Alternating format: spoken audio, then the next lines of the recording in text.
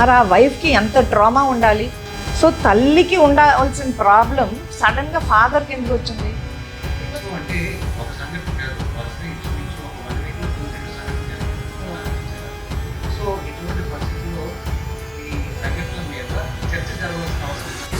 ఓ yes, definitely awareness అనేది తీసుకురావాలి. పిల్లలు బేసిక్గా నా అభిప్రాయంలో పిల్లలు వారు ఇన్నసెంట్. మనం ఎలా పెంచితే వాళ్ళు అలా తయారవుతారు. వెల్కమ్ టు సర్కార్ ఎక్స్ప్రెస్. భారతీయ హిందూ వ్యవస్థలో వివాహానికి ఎంత ప్రాధాన్యత ఉందో ప్రతి ఒక్కరికి తెలుసు. అయితే ప్రస్తుత పరిస్థితుల్లో ఆ వివాహం వ్యవస్థ అనేది ఎటువంటి సరికొత్త పొంతలు దొరుకుతుందో కూడా అందరికీ తెలుసు.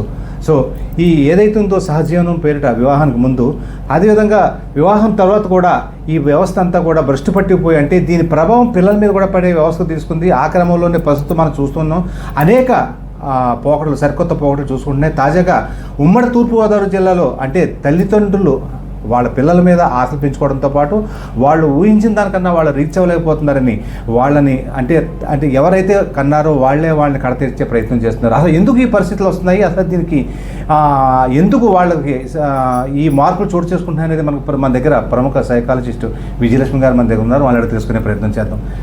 చెప్పండి మేడం, అసలు అంటే మీరు జనరల్గా మనం పూర్వకాలంలోకి వెళ్ళినట్లయితే ఒక వివాహ వ్యవస్థ అనేది ఒక గౌరవం ఉండేది, చాలా పద్ధతిగా ఉండేది. పెద్దలు చూసిన పెళ్ళిళ్ళే చేసుకోవడం, ఆ కాపులు కూడా చాలా బాగా నిలబడ్డాయి. అయితే ఇప్పుడు అది భిన్నమైన పరిస్థితులు చోటు చూసుకుంటున్నాయి. దీని కారణం ఏంటంటారు? చాలా మటుకు ఇండిపెండెన్స్ అనేది అందరూ కోరుకుంటారు, ఫ్రీడమ్ కోరుకుంటారు. బట్ ఈ ఇండిపెండెన్స్, ఫ్రీడమ్ పేరు చెప్తూ ప్రతి వ్యక్తి వాళ్ళకి నచ్చే విధంగా ప్రవర్తించాలని అనుకుంటున్నారు. కానీ ఎవరికి లొంగకూడదు అనే ఒక ఆలోచన ఈ యూత్కి ఈ మధ్య మొదలైంది. ముందు సాంప్రదాయం ప్రకారం పెద్దవాళ్ళు చెప్పిన మాట, వాళ్ళు చెప్పింది, వీళ్ళు చెప్పింది వినేవారు. సొసైటీ ఒక శాంక్షన్ ఉండేది, ఒక పద్ధతి ఉండేది. టుడే ఇండిపెండెన్సు, ఫైనాన్షియల్ ఇండిపెండెన్సు రావటంతో పెంపకం కూడా మారి ముందులాగా ఒబీడియంట్గా పిల్లలు చెప్పిన మాట వినేలా కాకుండా పిల్లలు ఏమనుకుంటున్నారో అవే జరుగుతున్నాయి. తల్లి తండ్రి అతి ప్రేమతోటి వాళ్ళకి జరగని విషయాలన్నీ కూడా పిల్లలకి జరిగేలాగా రెడ్ కార్పెట్ పెట్టేసి వాళ్ళకి ఏం కావాలంటే అంత ఫ్రీడమ్ ఇస్తున్నారు. ఇంత ప్రేమతోటి ఫ్రీడమ్ ఇచ్చినా పిల్లలు సరిగ్గా వినియోగించుకోవట్లేదు. అదేవిధంగా పిల్లలు వాళ్ళకి అనుకూలంగా ఉండాలి అని వాళ్ళు ఇంట్లో బాస్ అయిపోయి, ఎవరు ఇంట్లో బాసు? పెద్దలంటే ఎవరు? పెద్దలు ఒక మాట మీద వెళ్ళాల్సిన ఇల్లు పిల్లల మాట నెగ్గాల, తల్లి తండ్రి మాట నెగ్గాల. ఇవాళ అది పెద్ద క్లాష్ అవుతుంది. అసలు ఫస్ట్ నా దగ్గర కౌన్సిలింగ్కి వచ్చిన వాళ్ళందరూ కూడా చాలా మట్టుకి చూసేది ఏంటంటే, పెంపకం అనేది మనకి చాలా పెద్ద ప్రాబ్లం అవుతుంది ఈ రోజుల్లో. పెంపకం పిల్లల్ని ఫ్రీడమ్ ఇవ్వాలి, డెఫినెట్గా వాళ్ళ అభిప్రాయాలు తీసుకోవాలి. కానీ అతి ఫ్రీడము ఎక్కడా కంట్రోల్ లేకుండా పోవటంతో సింపుల్ ఎపిసోడ్ ఏంటంటే మనకి సెల్ ఫోన్. ప్రతి ఇంట్లో సెల్ ఫోన్ ఒక పెద్ద శత్రువులా తయారైంది. పిల్లలు అడిక్ట్ అయిపోతున్నారు.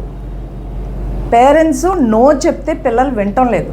సో ప్రతిదీ పిల్లలకి వాళ్ళు ఇష్టం వచ్చినట్టే వాళ్ళు జీవిస్తున్నారు. పేరెంట్స్ కూడా నో అనేది చెప్పలేనప్పుడు ఏమవుతుంది, అది పెద్ద ఇష్యూ అయిపోతుంది. ఇవాళ ఈ వాతావరణంలో పెరుగుతూ వచ్చిన పిల్లలు రేపు వాళ్ళు పెద్దోళ్ళు అయ్యాక వాళ్ళు పెళ్ళిళ్ళు చేసుకుంటారు. సో డెఫినెట్లీ వాళ్ళకి వాళ్ళు చెప్పిన మాట వాళ్ళకి నచ్చే విధంగానే బతుకుతున్నారు. సో వాళ్ళకి అనుకున్నట్టు వాళ్ళ ఎక్స్పెక్టేషన్ ప్రకారం జీవితం లేనప్పుడు వెంటనే నిరాశ, కోపం, స్ట్రెస్. ఎందుకు ఆ స్ట్రెస్ ఉంది? ఎక్స్పెక్టేషన్, అనవసరమైన ఎక్స్పెక్టేషన్ పెట్టుకున్నప్పుడే మనకి ప్రాబ్లమ్స్ వస్తున్నాయి. సో ఎక్స్పెక్టేషన్ రియలిస్టిక్గా ఉండాలి.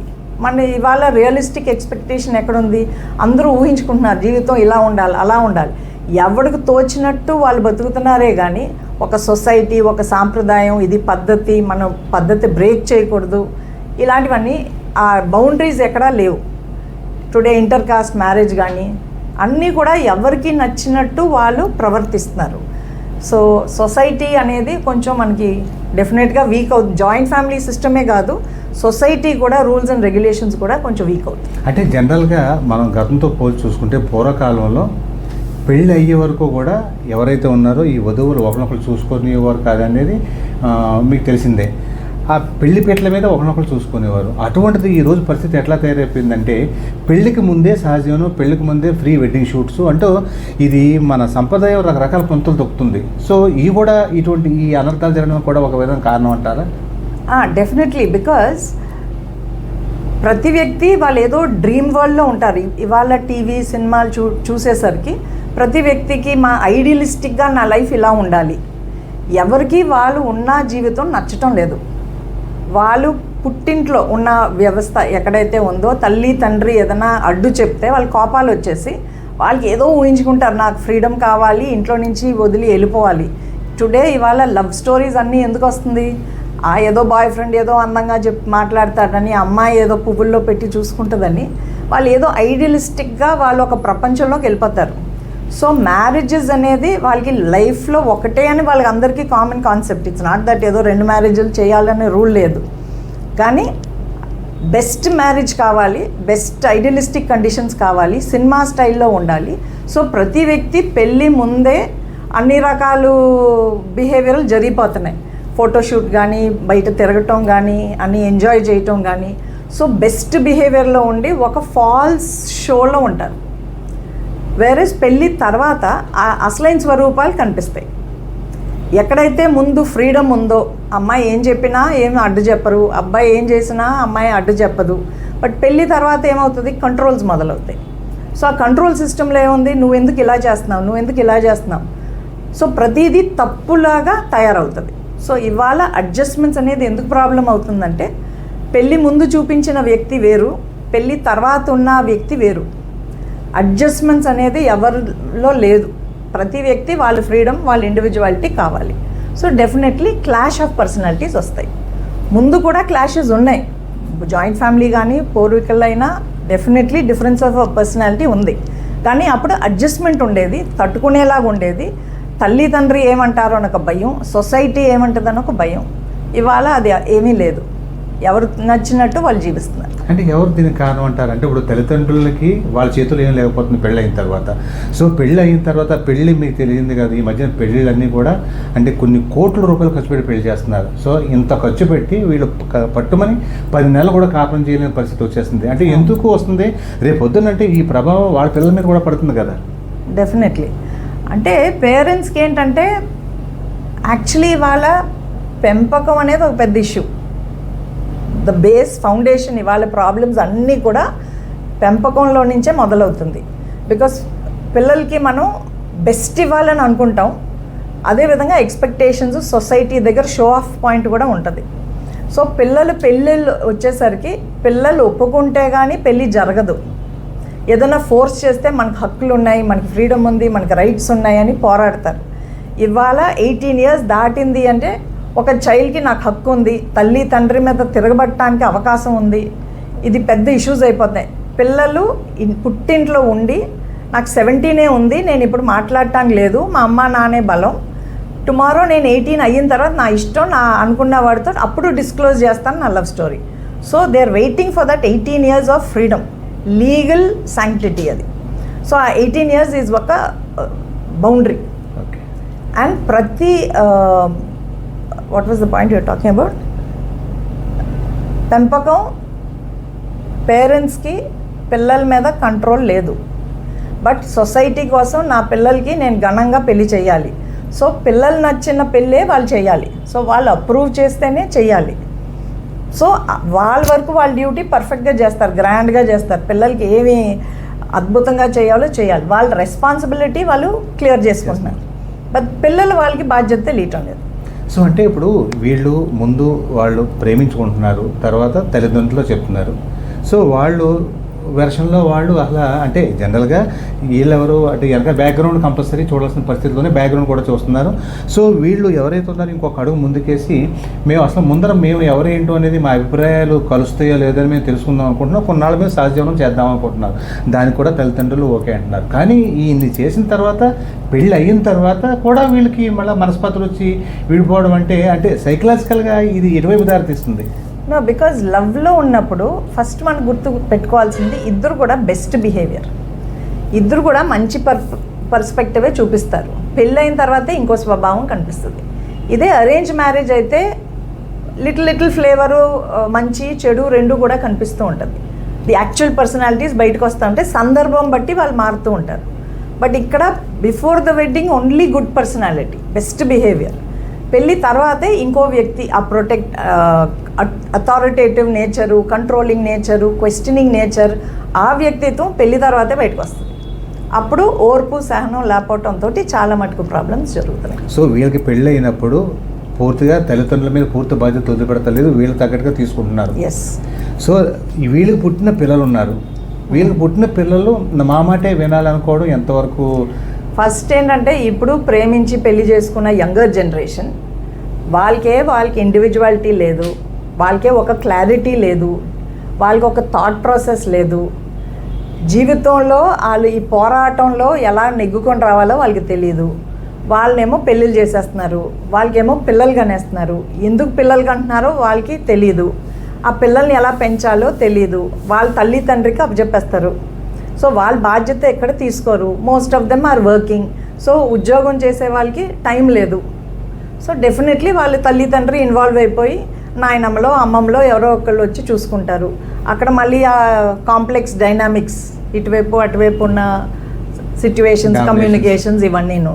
సో పిల్లలు ఎవరి మాట వినాలో వాళ్ళకి తెలీదు.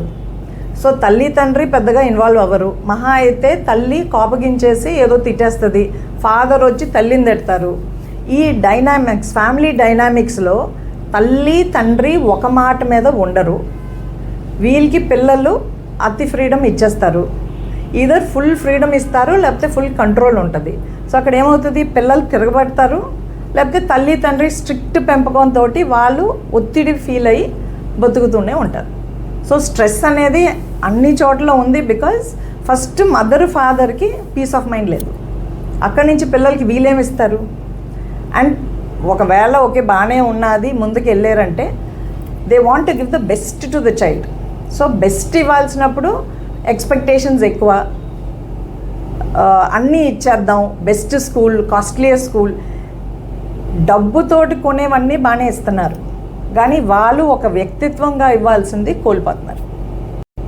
అంటే తల్లిదండ్రుల మాటలు మనం వినలేదు, తల్లిదండ్రుల మాట వినకుండా మనం ఇష్టం వచ్చినట్టు మనం ప్రేమించి పెళ్లి చేసుకున్న తర్వాత వీళ్ళకి తమ పిల్లలు రేపొద్దున వాళ్ళకి పుట్టే పిల్లలు మేము అనుకున్నట్టే ఉండాలి అనుకోవడం స్వార్థం కదా?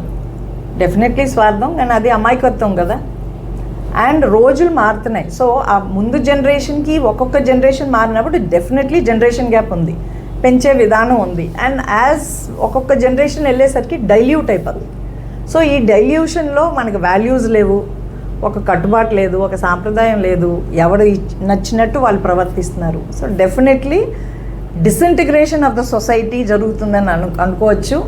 ఫ్యామిలీ డిజార్గనైజేషన్ కూడా ఎక్కువ ఛాన్సెస్ ఉన్నాయి జరగటానికి. అండ్ దానివల్ల ఇండివిజువల్ ఐడెంటిటీ ఫార్మేషన్లో కూడా లోపం ఉన్నది. సో నేనేంటి, నాకేం కావాలి, నేను ఎక్కడికి వెళ్ళాలి, నాకే క్లారిటీ లేనప్పుడు నేను ఇంకో లైఫ్ పార్ట్నర్తో డీల్ చేస్తూ, నేను నా పిల్లల్ని పెంచుతూ అటర్ కన్ఫ్యూజన్ తోటి ఎక్కడికి వెళ్ళాలి, ఏం చేయాలి అన్నీ కూడా క్వశ్చన్ మార్క్ లాగే మిగిలిపోతాయి. సో అంటే వీళ్ళ తప్పులన్నీ వీళ్ళ కింద పెట్టుకొని నా పిల్లలు నేను చెప్పినట్టు వినట్లేదు కాబట్టి వీళ్ళు రేపొద్దున్న బతకగలుగుతారో బతకలేరో అనే ఉద్దేశంతో పిల్లల్నే ఈ మధ్య చూస్తున్న సంఘటనలు వరుసగా, అంటే కన్నా తల్లిదండ్రులే పిల్లల్ని కడతీర్చే ప్రయత్నాలు జరుగుతున్నాయి, కడతీరుస్తున్నారు కూడా. అంటే ఇంచుమించు 2 సంఘటనలు జరిగినాయి. 2 మగపిల్లల్ని చంపేశారు, తర్వాత ఇంకో సంఘటన నెలలోకి చేశారు. సో ఇవన్నీ అంటే ఎక్కడ దారితీస్తుంది మన ఇది? ఇవన్నిటికీ మూల కారణం ఎక్స్పెక్టేషన్. నా పిల్లలు ఇలా ఉండాలి, మా పిల్లలు అలా ఉండాలి. సో ఎక్స్పెక్టేషన్ ఎప్పుడైతే పేరెంట్ ఇచ్చారో వాళ్ళు కావాల్సింది వాళ్ళు కోరుకుంటున్నారు, కానీ పిల్లలు ఇవ్వలేకపోతున్నారు. కానీ ఒక బేసిక్ పాయింట్ మనం అందరూ మర్చిపోతున్నాం ఏంటంటే మన జీన్స్. పిల్లలు ఎక్కడి నుంచి వచ్చారు, మనలో నుంచే వచ్చారు, మన లక్షణాలే వాళ్ళకు ఉంటాయి. సో మనం కంపేర్ చేసి వాళ్ళ లేదు వీళ్ళ లేదు అని పేరెంట్స్కి కోపం వచ్చేసి పిల్లల మీద ఈరోజు హత్య చేయటానికి రెడీ అయ్యారు అంటే నాలో ఉన్న లక్షణాలే పిల్లలకి వస్తుంది. పిల్లలు అంత పర్ఫామ్ చేయాలి అంటే నాలో లేనిది వాళ్ళలో ఎలాగొస్తుంది? సో మనం పిల్లల్ని చంపే ముందు, పిల్లలకి ఏదైనా హర్ట్ చేసే ముందు మనమే కదా ఇచ్చాం ఆ జీన్స్.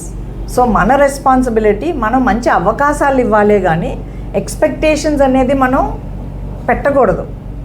బికాస్ పిల్లోడు సపోజ్ రేపు టుమారో పేరెంట్స్ని కంపేర్ చేశారనుకోండి, మా అమ్మ నాన్న బాలేరు, చూడు మా ఫ్రెండ్ అమ్మ నాన్న ఎంత మంచోళ్ళో, మనం తట్టుకోగలుగుతామా? అది చేయలేం. So when we're comparing children will also compare us. So మనం ఫస్ట్ మనం ఏంటి అనేది మనకు అర్థం అవ్వకుండా పిల్లల నుంచి ఎక్స్పెక్టేషను, పిల్లల వల్ల స్ట్రెస్సు, ఇది ఎంతవరకు కరెక్టో నాకైతే అర్థం అవ్వట్లేదు. ఇది డిస్టార్షన్ ఆఫ్ పర్సెప్షన్. ఇది నార్మల్ కాదు, అందరూ చేసే ప్రవర్తన కాదు.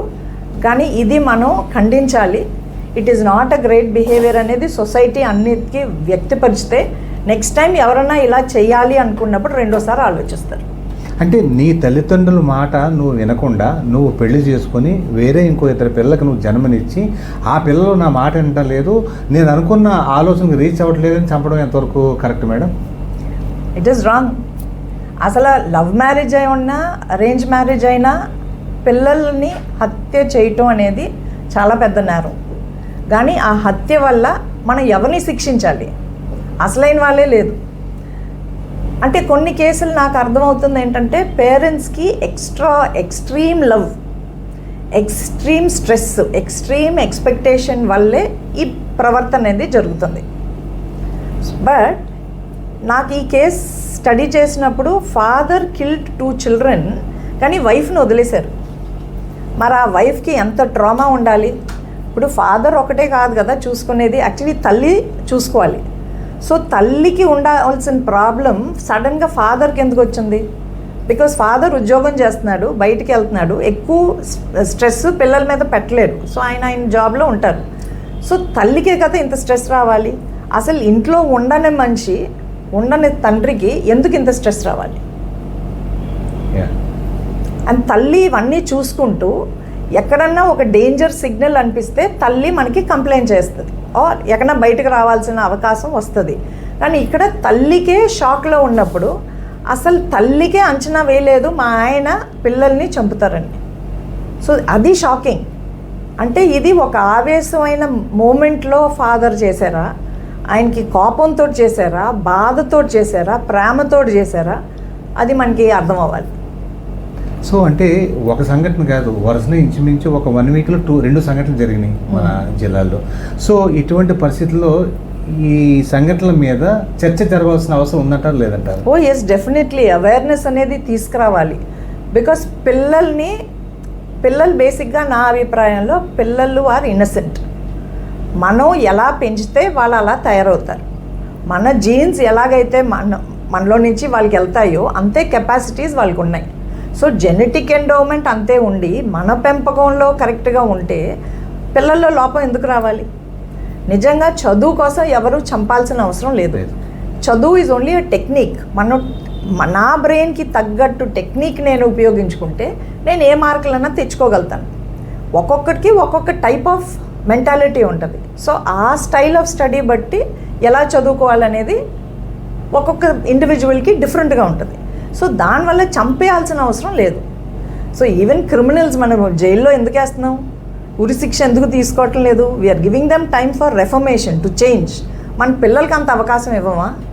ఒక క్రిమినల్కి ఇచ్చే అవకాశం ఒక తల్లి తండ్రి పిల్లలకి ఇవ్వలేదంటే ఇది దారుణమైన సిచ్యువేషన్ అని నేను అనుకుంటున్నాను. అంటే పిల్లల్ని కన్నం తప్ప పిల్లల్ని కనే బాధ్యత మనది, అంటే వాళ్ళు చంపే బాధ్యత మనకు లేదు.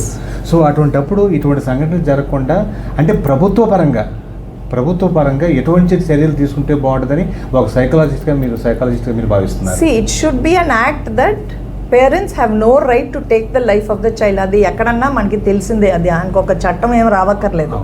కానీ ఇక్కడ అది తప్పని ఖండిస్తుంది సొసైటీ డెఫినెట్లీ. కానీ what action, against whom will you take the action? ఇప్పుడు నేను పిల్లల్ని చంపేసి నేను బతుకున్నాను అనుకోండి, నా మీద యాక్షన్ తీసుకుంటాను. నేను పిల్లల్ని చంపేసి నేను ఆత్మహత్య చేసుకున్నానంటే ఇట్ మీన్స్ నేను అంత ఫీల్ అవుతేనే నా పిల్లల్ని నేను చంపుతున్నాను. అంటే నాలో స్ట్రెస్ తట్టుకోలేనంత స్ట్రెస్, పిల్లల్ని చంపే అంత స్ట్రెస్ నాకు ఉంది. So maybe we should focus more on mental health. Why stress? Work issues వేరు, ఫ్యామిలీ ఇష్యూస్ వేరు, ఫైనాన్షియల్ ఇష్యూస్ వేరు. ఇదంతా ఏంటంటే ఒకరి మీద ఒకటి పైలప్ చేసుకుంటూ ఓవర్ స్ట్రెస్ ఫీల్ అయిపోవటం అనేది మనిషి తత్వం. సో మనం how to destress, how to detox, how to get how to be happy, how to solve my problems, దీని మీద మనం ఫోకస్ చేస్తే ఎవరికి అంత స్ట్రెస్ రాదు, చంపే అంత స్ట్రెస్ కూడా అవసరం లేదు. అంటే చిత్రం ఏంటంటే ఇంతవరకు కూడా స్టూడెంట్స్ ఎగ్జామ్స్ టైంలో స్ట్రెస్కి గురయ్యి నేను ఎగ్జామ్స్ రాయగలను లేదా, ఎగ్జామ్స్ రాస్తే పాస్ అవుతాను లేదని వాళ్ళు సూసైడ్ చేసుకునే పరిస్థితిని చూస్తాం. కానీ ఇది ఒక భిన్నమైన పరిస్థితి.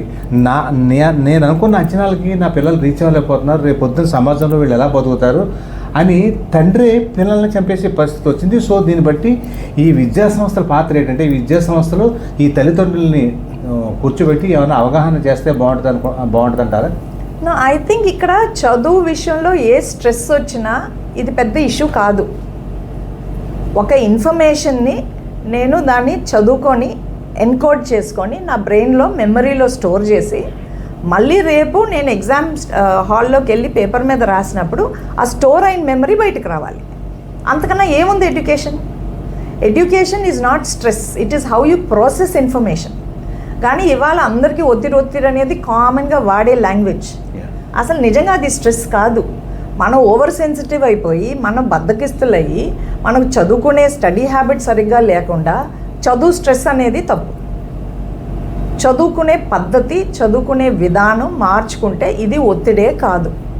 మరి అటువంటిప్పుడు ఇటువంటి సంఘటనలు మళ్ళీ పునరావృతం కాకుండా మరి ఎట్లా దీన్ని నిరోధించేది? అంటే ఒక సంఘటన జరిగిన తర్వాత వెంటనే ఇంకో సంఘటన జరిగింది, రెండు సంఘటనలను కూడా పిల్లలే బలిపశువులు అయిపోయారు. అంటే ఇవన్నీ rare freak cases, it's not everyday happening కదా. It is something that we have to analyse because ఒక్కొక్క కేస్ డిఫరెంట్గా ఉంటుంది. ఇప్పుడు ఈ తండ్రి మోటివ్ ఏంటి, ఇది మనం ఫ్యామిలీ మొత్తం ఎవరైతే ఉన్నారో ఆ మిగతా ఫ్యామిలీ స్టడీ చేస్తే వాట్ ఆర్ ద కండిషన్స్, నిజంగా వాళ్ళకి లోపల ఉన్న ప్రాబ్లమ్స్ ఏంటి. బికాజ్ మనకు తెలియదు, బయట నుంచి మనం మాట్లాడుతున్నాం, చంపటం తప్పు అంటున్నాం, బట్ అసలు ఏ పరిస్థితిలో అంతవరకు అంత స్ట్రాంగ్గా నిర్ణయం తీసుకోవాల్సిన అవసరం వచ్చింది. నిజంగా అక్కడ ఏదన్నా మనకి తెలియని విషయం ఏదైనా జరుగుతుందా, లేకపోతే ఆ ఫాదర్కి ఎక్స్ట్రీమ్ స్ట్రెస్ గురయ్యారా? If it is extreme stress, how not to feel stress మనం ట్రైనింగ్ ఇస్తే సరిపోతుంది. ఇది మనకి యాక్చువల్లీ ఇది గవర్నమెంట్ ఇనిషియేటివ్ కూడా తీసుకోవాలి. మెంటల్ హెల్త్ అనేది చాలా ఇంపార్టెంట్.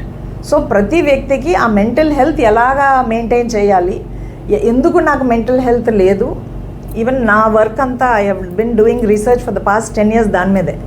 సో అసలు ఒక తత్వం ఏంటి, ఏ తత్వానికి ఎక్కడ స్ట్రెస్ గురవుతారు, because according to me 8 kinds of personalities ఉన్నాయి. ఇది నేను పాస్ట్ 10 years రీసెర్చ్ చేసింది. సో 8 రకాలు స్ట్రెస్ జరిగినప్పుడు ఈ 8 రకాలు పర్సనాలిటీస్ ఒక్కొక్క టైప్ ఆఫ్ స్ట్రెస్ ఉంటుంది. ఫస్ట్ టైప్ ఆఫ్ స్ట్రెస్ ఏంటంటే యాంగ్జైటీ, అన్నిటికీ ఆందోళన, బికాజ్ వాళ్ళు ఇన్సెక్యూర్ ఫీల్ అయ్యి అన్నిటికీ భయపడిపోతూ యాంగ్జైటీ ఫీల్ అయ్యి స్ట్రెస్ ఫీల్ అవటం. రెండో వ్యక్తి ఊహాలోకంలో కూర్చొని చేయాల్సిన నిజ జీవితంలో చేయనప్పుడు స్ట్రెస్ ఫీల్ అవటం. మూడోది హైలీ సెన్సిటివ్ కాబట్టి ఈ సెన్సిటివ్ వాళ్ళు బయట చెప్పకుండా ఎస్కేపిస్ట్ టెండెన్సీస్ కాబట్టి లోపలే పెట్టుకొని కుమిలిపోయి విక్టిమ్లా ఫీల్ అయిపోయి స్ట్రెస్ ఫీల్ అవటం.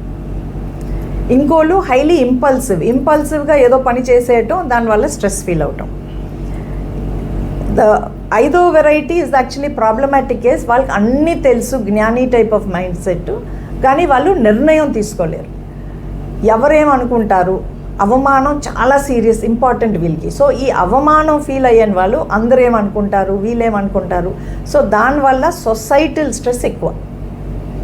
ఇంకోటి హైలీ ఎమోషనల్ పీపుల్, ప్రతి పాయింట్ వాళ్ళ బ్రెయిన్లో కనెక్ట్ చేసుకొని హైలీ ఎమోషనల్ అయిపోతారు. సో ఇలాంటి వాళ్ళు కూడా ఎక్స్ట్రీమ్ స్ట్రెస్, ఇమోషనాలిటీ, దొల్లి ఏడ్చేస్తారు, కంట్లో నీళ్ళు వచ్చేస్తుంది because of this emotionality. And the last kind is anger. ఈ కోపం వచ్చింది అంటే ఫాస్ట్గా యాక్షన్స్ జరుగుతాయి. సో మేబీ ఈ కేసులో I felt maybe the father కోపం, ఫిట్ ఆఫ్ యాంగర్లో ఏం చేస్తున్నారో ఆయనకే తెలియకుండా చేసేసారు. అంటే మనం ఈ 8 types ఆఫ్ పర్సనాలిటీ టైప్స్కి what is the motive behind the action, నిజంగా ఎందుకు జరిగింది, పరిస్థితులు ఏంటి, ట్రిగర్ పాయింట్ ఏంటి, అసలు ఇది మొత్తం అనాలిసిస్ చేస్తే కానీ మనకి ఒక అభిప్రాయానికి రావడానికి అంత ఒక రూల్ లాగా మనం ఏం పెట్టడానికి లేదు. అంటే జనరల్గా చివరిగా మీకు ఒకటి, మీరు మాట అన్నారు, ఇది రేర్ కేసెస్ అన్నారు కదా. మొట్టమొదటి సంఘటన జరిగినప్పుడు రేర్ కేసే. సో ఇమీడియట్గా 40 hours లోపల మళ్ళీ రెండో సంఘటన జరిగింది. సో దీన్ని మనం రేర్ కేసు కింద మనం భావించడానికి అవకాశం లేదు. ఏమో జరగచ్చు, జరగకపోవచ్చు, జరగకపోతే మంచిదే, కానీ జరిగితే ఇందులో ప్రభుత్వం పాత్ర ఎంత, అంటే ప్రభుత్వం ఎటువంటి చర్యలు తీసుకుంటే వీటిని అరికట్టడానికి అవకాశం ఉంటుంది? ఒక సైకాలజిస్ట్గా మీది ఇచ్చే సలహా ఏంటి? అంటే యాజ్ అ సైకాలజిస్ట్ నేను ఇంకా 2 కేస్ స్టడీస్కి ఇట్ ఈస్ కామన్ అని అన్ను. Each one of those factors డిఫరెంట్గా ఉంది. డెఫినెట్లీ గవర్నమెంట్ మెంటల్ హెల్త్ మీద కొంచెం ఎక్కువ ఫోకస్ ఇవ్వాలి. నాట్ జస్ట్ గవర్నమెంట్, అందరూ కూడా, బికాస్ అందరూ ఫిజికల్ హెల్త్ చక్కగా బయటకు వచ్చి అన్ని వైద్యాలు చేసుకుంటారు. But when it comes to mental health అందరికీ ఇంకా అది ఒక టాబు, ఒక స్టిగ్మా. సో మీకు బాగలేకపోతే ఇక్కడికి వెళ్ళండి, ఇక్కడ బాగుంటుంది, very few people word of mouth చెప్తారు. కానీ మెంటల్ హెల్త్ అనేది ఒక చాలా important topic, because actually mental health తోటే మన ఫిజికల్ హెల్త్ కూడా రిలేటెడ్. బట్ అది ఎవరు గమనించరు. Every physical health is connected to the mind. Mind తోటి ఉన్న జరిగే విషయాలే మనకి ఏదన్నా మన ఆరోగ్యం అన్నీ కూడా importance. So definitely government initiative తీసుకోవాలి. సో ఇది ఈరోజు టాపిక్. మరో రోజు మరో టాపిక్తో మీ ముందుకు మీ SNR. Thank you madam, thank you very much.